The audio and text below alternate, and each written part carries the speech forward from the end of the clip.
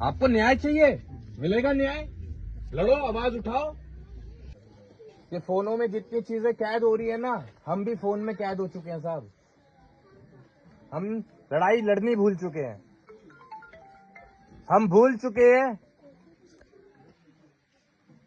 कि आंसू कैसे पोंछे जाते हैं, कमजोर को ताकत कैसे दी जाती है, बेजुबान को आवाज कैसे दी जाती है, बेसहारा का सहारा कैसे बना जाता है। हम भूल चुके हैं साहब।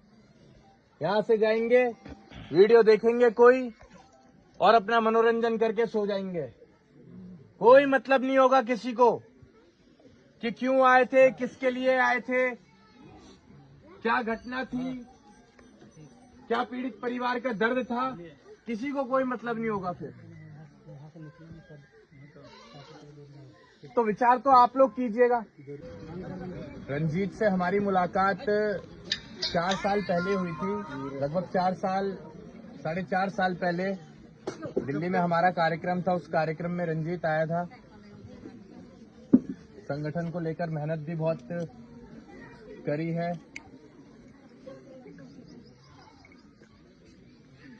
ये वो घड़ी है जिसमें हमारे पास शब्द नहीं है कि हम क्या बोले। अभी अगर हम ही लोग चुप रहे ऐसी घटनाओं में, तो फिर आवाज कौन उठाएगा, न्याय कौन दिलाएगा। बाहर से कोई फरिश्ता नहीं आएगा साहब आपकी लड़ाई लड़ने के लिए।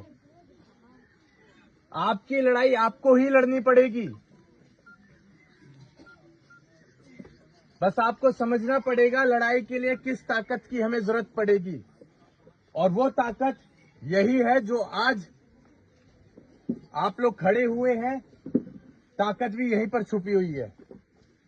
भविष्य में परिवार को मुझसे कोई भी सहायता चाहिए होगी तो जितनी ताकत मैंने आज तक कमाई है और आगे भी जितनी ताकत मैं कमाऊंगा, वो जितनी मेरी होगी वो इस परिवार की होगी।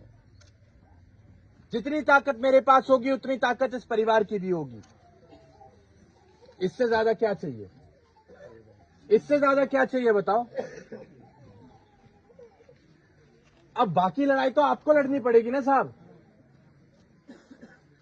नहीं लड़ोगे तो ध्यान रखना, इसी भीड़ में कोई कल को होगा जिसके साथ कोई घटना घटेगी और फिर शायद कोई फूल चढ़ाने भी ना आए। तो समय है,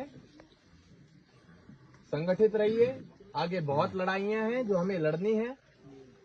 न्याय के लिए न सिर्फ आज बल्कि हमेशा आपको अपनी लड़ाई लड़नी पड़ेगी। गगन हमेशा आपकी लड़ाई में आपके साथ खड़ा रहेगा। सर, क्या आपका लगता है कि आने से न्याय मिल सकता है सर रंजीत यादव को? मैं फिर से कहूंगा, मेरे पास कोई जादू की छड़ी नहीं है कि मैं आ गया और न्याय मिल गया। लड़ाई आपको लड़नी है, आवाज आपको उठानी है। आपको कोई परेशानी होगी आपकी लड़ाई में आवाज उठाने में, तो गगन पीछे से बैठा हुआ है, वो इतना कमजोर नहीं है कि आपके ऊपर कोई बात आने देगा। वो आपकी लड़ाई में आपके साथ खड़ा हुआ है, आपका सारथी बनकर खड़ा हुआ है। लेकिन आवाज तो आप लोगों को उठानी पड़ेगी ना। सर, जिस तरह से आप बोलते हैं कि युवाओं को बहेगा पसीना, तो हम खून बहाने के लिए तैयार है, इसके लेकर आप क्या बोलते हैं सर? ये सिर्फ शब्द नहीं है, ये हमारे भाव है जी। और अगर शब्दों पे आप जाएंगे तो खून तो अब मांग लो आप हमसे। जी। क्या ये खून नहीं है कि हम कहां से चलकर कहां तक आए हैं। हमने 2 निवाले भी अभी तक नहीं खाए हैं और दिल्ली पहुंचने तक मुझे नहीं लगता कि 2 निवाले भी हम खा पाएंगे। इससे ज्यादा और क्या खून चाहिए? और चाहिए तो बताओ, एक छुरी ला के दे दो, काट के रख देंगे आपके सामने। बात और भाव दोनों में फर्क है। आप भाव देखिए, हमारे जो हमारी बात थी वही हमारे भाव है। हम आप लोगों के लिए समर्पित हो चुके हैं। बस आप लोग भी अपना ध्यान रखिएगा। बाकी फिर से दोहराऊंगा, आपकी लड़ाई आपसे बेहतर कोई नहीं लड़ सकता। लड़ना आपको है, मैं सिर्फ आपका साथ देने आऊंगा। 1 मिनट सर। तो तस्वीर में मेरे साथ सामने दिख रहे हैं, ये गरीबों का न जाने कितने गरीबों को न्याय दिलाए हैं, कितनों का आवाज बने हैं ये गगन यादव।